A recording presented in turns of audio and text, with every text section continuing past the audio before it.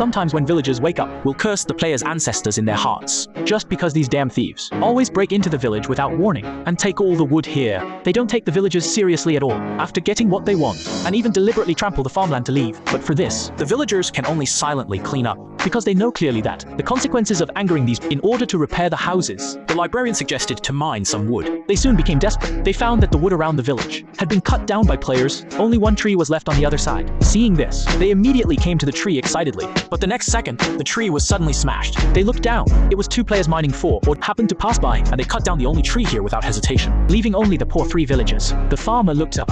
There was a somewhat eerie forest, but at this point, they had no choice. To obtain wood, they could only take the risk to break in. This forest is different from ordinary ones. White fog filled the air everywhere, and they often heard some strange sounds. The villagers dare not stay here too long. After collecting the wood, they planned to leave immediately. However, the road ahead suddenly began to float with leaves. The eerie atmosphere made them feel a chill down their spines. What's more strangely, the flowers on the road suddenly opened like lights, emitting a dim yellow light. Something is wrong. The villagers dared not stay any longer. They hurried as fast as they could and planned to return along the way. However, the bad thing is they soon got lost in the forest and couldn't find the way out anymore. Several people wanted to take a rest under a tree, but at this time, a creature called the Forest Sun suddenly appeared behind everyone. And then without any warning, they launched a raid. The sudden change completely frightened the villagers. They ran as fast as they could with all their strength. But the worst thing is, such a big movement woke up more Forest Suns, so more villagers were suddenly captured. The 5-person team was suddenly reduced to 3. Watching their companions being captured the villagers could only choose to run for their lives. Just then, when the two finally reached the exit of the forest, the forest children had already come to them. What's strange is that the Forest Suns arrested all the villagers who broke in here, but only spared the farmer in front of them. Perhaps their purpose was to let a villager leave alive, so that he could go back and warn other villagers never to enter this forest again. However, to their surprise, the farmer was so temperamental. After he calmed down, he quietly returned to the forest. He decided to rescue his brother and leave together. At this time, the salted fish falling from the sky guided him. He looked up. Hanging on the tree was his good brother, but at such a high distance, no matter how much the farmer jumped, he couldn't reach them. So the farmer had to ask them to wait here. He had to find a way. When passing by a stump, he suddenly discovered a familiar iron axe, which made him suddenly alert, and he had a bad feeling in his heart. There was a bonfire ahead. It was likely the group of guys. When he approached the campfire, he found the owner of the axe. Here, it was a band of raiders, and set up camp here. The leader of the raiders came to them, gave them tonight's combat mission. They must do whatever it takes to destroy the Forest Suns here. The first thing to do is to find a way to destroy them. The Grey-White Tree of Life. Their method was to use fire attack. No big tree can survive in the fire. With countless flaming arrows shot into the forest. Soon the whole forest was on fire with flames. Under the continuous burning, the Tree of Life finally revealed its core. Immediately, the captain ordered his men to destroy it. This is the lifeblood of the Forest Suns. The Forest Suns naturally will resist at all costs.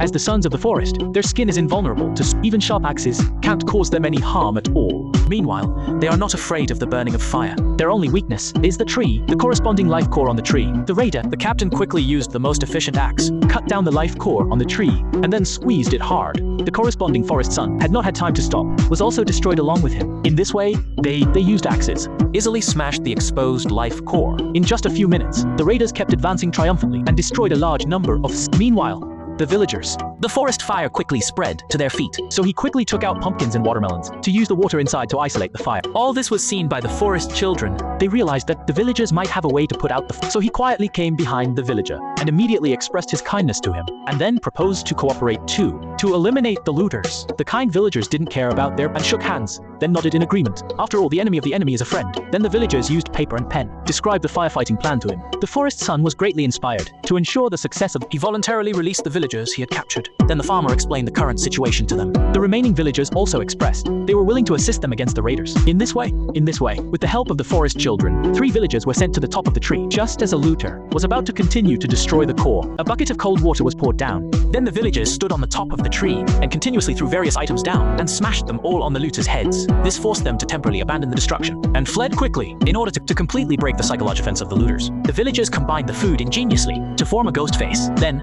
through a fishing rod, let it flash past the looters continuously. And the unknown always make people particularly scared. If the food in your house suddenly grows a ghost face, I believe you would be like them. They would flee in terror. Even the leader of the raiders was also consumed by panic and followed them to escape. However, just as the forest sons and the villagers thought everything was over. The fleeing captain seemed to suddenly hear the groans of the villagers, so he immediately called out to his fleeing men, and then took the burning crossbow from his hand and shot at the top. The burning flames quickly illuminated the villagers hiding on top. The raiders immediately understood everything just now was just a trick played by the villagers. Realizing they had been fooled, they immediately came back to protect the villagers' safety. The forest son also kindly took the villagers to escape. However, this time, the leader of the raiders did not follow, but instead focused on the immobile tree cores, because as long as they are destroyed, they could destroy the corresponding forest sun. At this time, the forest sons also led the villagers to the barrier. For them, there is an invisible barrier, whether by himself or with others. They couldn't leave. The forest children pushed the farmer out of the barrier and let him leave with his companions. However, just like before, the farmer is a passionate man. He couldn't just watch as the looters destroying his friend, watching his friend struggle painfully in front of him. Suddenly,